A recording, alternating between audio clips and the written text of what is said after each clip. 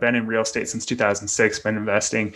I've come across a lot of turnkey companies over the years, and some have gone under over the years, just because of some shady dealings, or mostly it was revolving around just poor management and over promising and under delivering. Yes. So how have you remained, cut above your competition and been able to continue to grow at the scale you're growing and still maintain that quality? That's a great question, because when I got in this industry, I didn't know what you just stated. And I found out through getting on the phone with other people that said, I worked with this turnkey company and this is what happened. So how are you going to prevent that from happening to me? So I literally learned a lot of lessons from other people to learn, hey, this is the things to watch out for. And these are the things to talk about and make sure that we have systems in place to be able to mitigate those.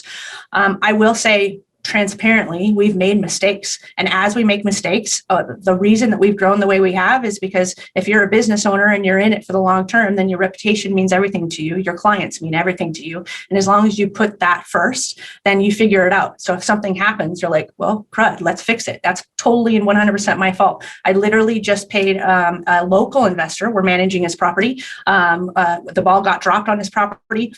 The pictures were horrible. It was 2 months of vacancy. And I said, not only am I going to pay for your 2 months of vacancy, but I'm going to waive your lease up fee, because it was completely our fault. I looked into it. We dropped the ball. And that's how you build the relationships. So it's not that we don't make mistakes. It's that we fix them when we find out.